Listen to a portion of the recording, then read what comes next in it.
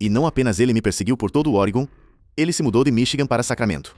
Paige VanZant teve um perseguidor que a seguiu através de linhas estaduais por anos. Tabitha Ricci postou 2 cartas depois que um fã se ofereceu para pagar por fotos de seus pés e quebrou a internet. E Kayla Ersan estava em pé no palco rindo, completamente inconsciente de que era piada. Outras histórias são muito mais sombrias.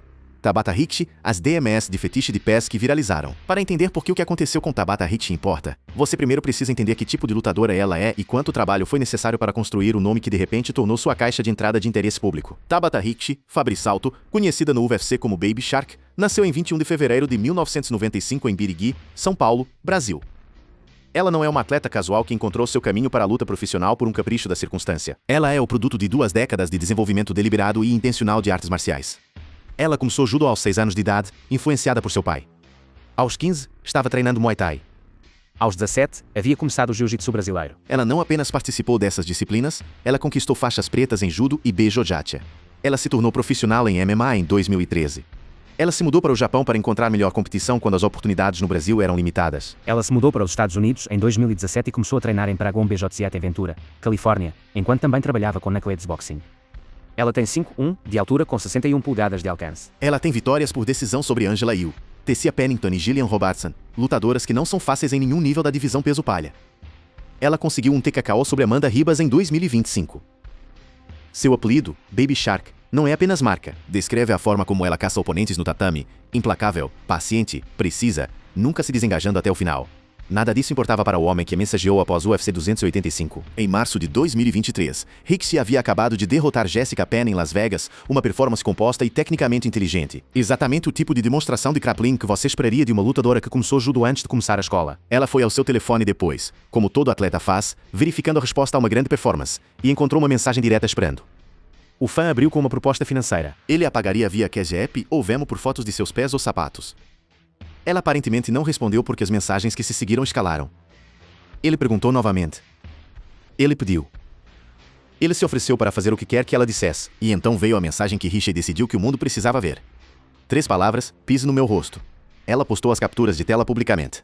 Sua legenda, WDFF. 2 letras. Nenhum ensaio.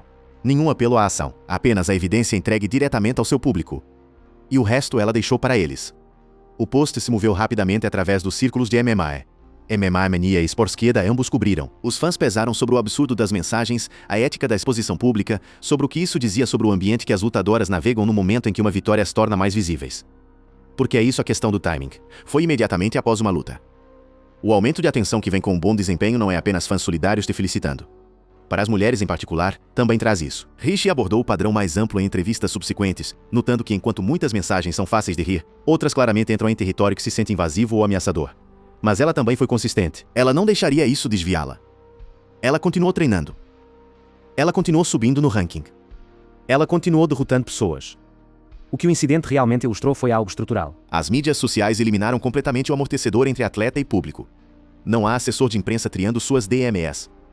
Não há equipe de assistentes que abrem suas mensagens primeiro. Há apenas Tabitha Ricci, fresca de um UFC rolando através da mesma caixa de entrada que qualquer pessoa com telefone pode alcançar. Sua resposta, 2 letras, impacto máximo, se tornou um dos exemplos mais limpos de uma lutadora usando exposição pública como ferramenta quando o relatório de plataforma se sente inadequado. Ela nomeou o que aconteceu. Ela mostrou ao mundo. E ela seguiu em frente. A próxima lutadora nesta lista não teve uma resolução tão limpa porque alguns fãs não ficam atrás de uma tela. Paige VanZant, quando a obsessão a seguiu pela porta da academia. Nascida em 1994, Paige entrou na promoção jovem e rapidamente se tornou algo que a organização não havia visto antes em suas divisões femininas. Uma lutadora com apelo de massa que se estendia muito além do público típico de MMA. Ela lutou no peso palha contra a competição de alto nível, incluindo Rose Namajunas, Jessica Andrade e Amanda Ribas. Ela apareceu em Dançando com as Estrelas. Ela construiu um segmento nas redes sociais que superou a maioria de seus pares no esporte. Ela era, em muitos sentidos, o modelo do que uma lutadora poderia se tornar como figura pública na era pós-Ronda Rousey do UFC. E essa visibilidade tinha um custo que ela pagou repetidas vezes. VanZant foi aberta em podcasts, em entrevistas e em declarações públicas sobre experiências de múltiplos incidentes de perseguição ao longo de sua carreira. Não o desagrado online ordinário que a maioria das figuras públicas navega. Obsessão organizada, intencional e sustentada que eventualmente ultrapassou a linha do espaço digital para sua vida física. O caso mais documentado envolveu um homem que havia estado enviando-lhe mensagens por aproximadamente 4 anos. Não ocasionalmente, regularmente. Entre 10 e 20 mensagens diretas por dia, todos os dias por anos. Ao longo desse tempo, ele havia construído uma narrativa interna elaborada ao seu redor, dizendo às pessoas que era intervenção divina, que era para trazê-los juntos, que era o plano de Deus, que ela era para ele especificamente. Ele não apenas acreditava nisso em privado, ele agiu sobre isso. Ele se mudou de estados, e então ele ingressou na American Top Team, a academia de MMA de elite na Flórida onde Van Zandt treinava. Não como visitante, como membro pagante. Ele aparecia em seu local de trabalho, a observava durante as sessões de treinamento e tirava fotografias.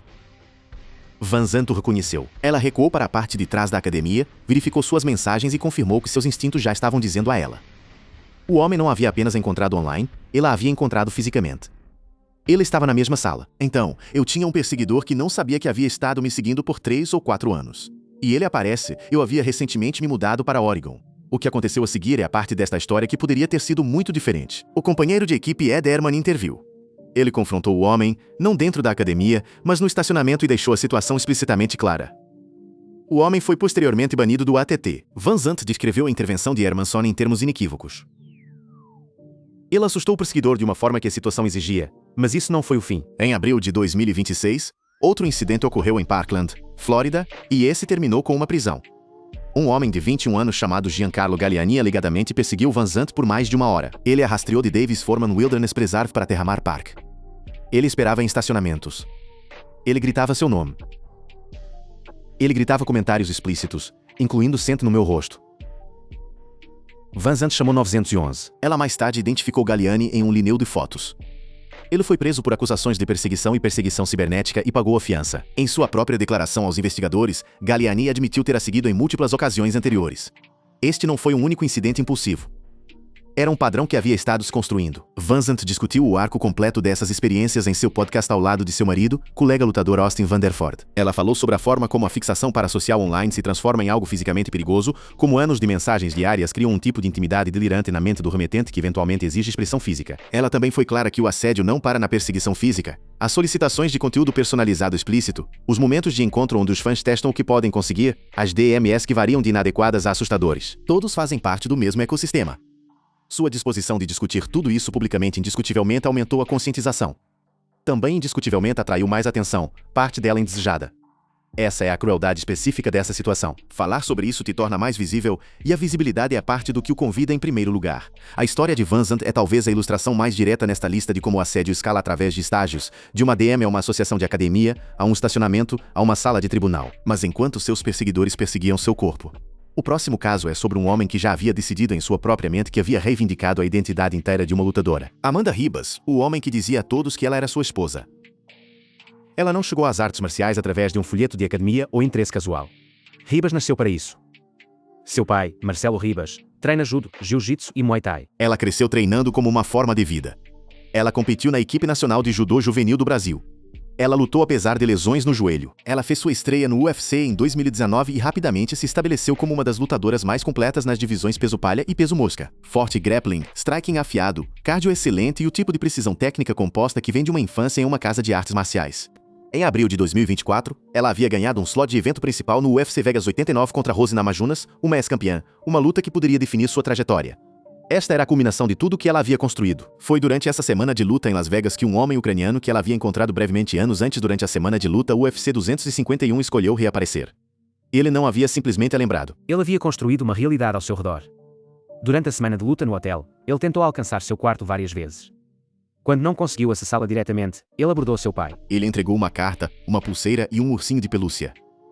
Em suas contas de mídia social, ele estava postando que Amanda Ribas era sua esposa, não alguém que admirava, não uma mulher que tinha sentimentos por ela, sua esposa. Ele tinha planos concretos e declarados, de se mudar para sua cidade natal no Brasil para ficar com ela. O gerente de Ribas, Alex Davis, ficou ciente da situação e imediatamente contatou a segurança do UFC. A resposta, uma vez ativada, foi admirável. Ela foi designada a proteção 24 horas pelo resto da semana de luta. Mas no momento em que a proteção foi colocada em prática, o homem já havia escorregado por um conjunto diferente de barreiras institucionais. Ele havia entrado no UFC Performance Institute. O UFC Performance Institute não é um local público. É a instalação oficial de treinamento e desenvolvimento do UFC, uma das instalações esportivas mais conscientes sobre segurança em esportes de combate. E esse homem passou por sua segurança sob a justificativa de um delírio, dizendo aos membros do pessoal e a qualquer um que quisesse ouvir que Amanda Ribas era sua esposa.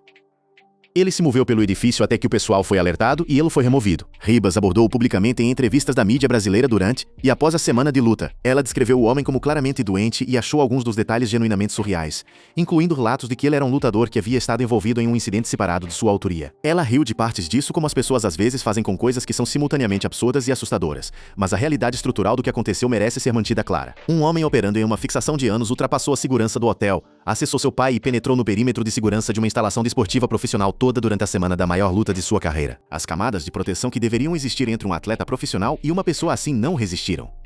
Ribas perdeu o evento principal para Namajunas por decisão. Ela continuou competindo e contribuindo sua voz para conversas mais amplas sobre segurança do lutador, particularmente em torno dos espaços vulneráveis entre meios, hotéis, instalações de treinamento, corredores entre público e privado, onde a fama cria exposição que nenhum protocolo de segurança leva totalmente em conta. Sua história é sobre falha institucional que foi detectada por pouco tempo. A próxima história é sobre uma falha que aconteceu em plena vista pública, no palco, na câmera, em um dos maiores eventos promocionais na história do UFC. Kayla Harrison, a pergunta em uma questão que parou uma campeã ficou para trás. Vamos ser completamente claros sobre quem é Kayla Harrison antes de discutir o que aconteceu com ela. Harrison nasceu em 2 de julho de 1990. Ela tem 5,8. Ela ganhou ouro olímpico em judo em 2012 nos Jogos de Londres, a primeira americana na história a fazer isso. Ela defendeu esse ouro em 2016 no Rio de Janeiro. Ela é uma medalha de campeão mundial. Após as Olimpíadas de 2016, ela se afastou do esporte que a havia feito famosa, citando publicamente depressão pós-Olimpíada e um desejo de encontrar algo novo para lutar. Ela fez a transição para a MMA, treinou na American Top Team e se tornou bicampeã do peso leve do PFL antes de entrar no UFC.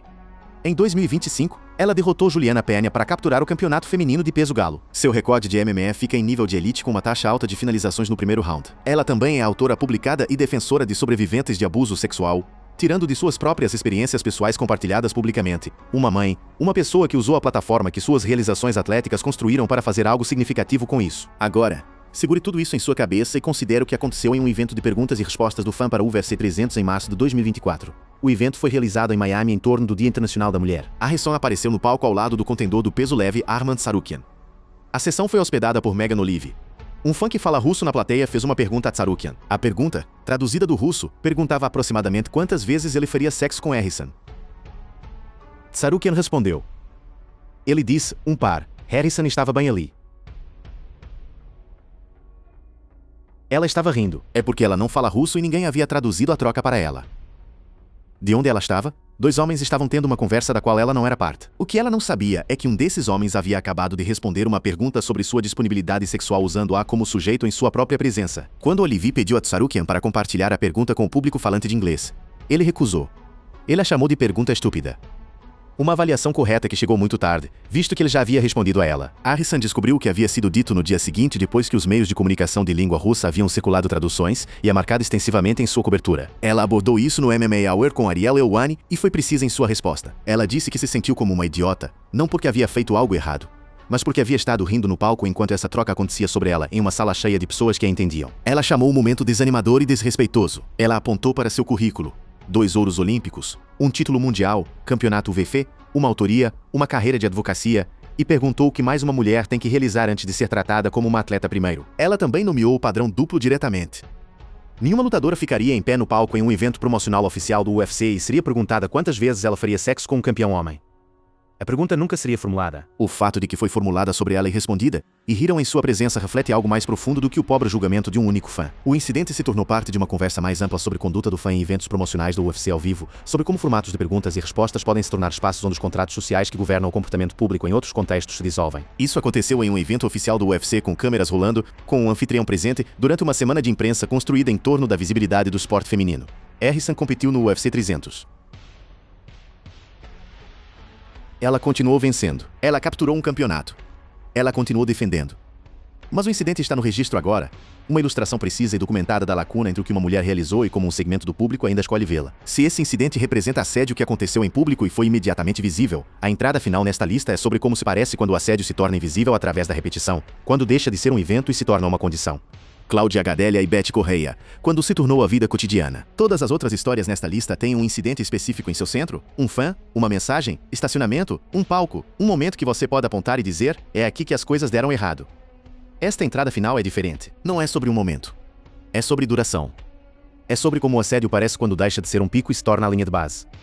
Quando não é algo que acontece com você e não sei como, É algo dentro do qual você vive. Cláudia Gadelha nasceu em 7 de dezembro de 1988 em João Pessoa, Brasil. Ela se tornou uma das lutadoras definidoras da era UFC peso palha.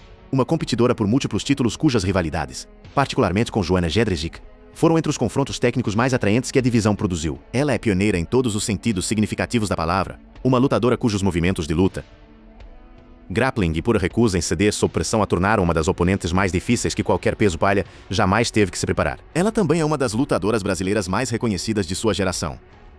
Betty Correia nasceu em 22 de junho de 1983 em Natal, Brasil. Ela competiu em peso galo.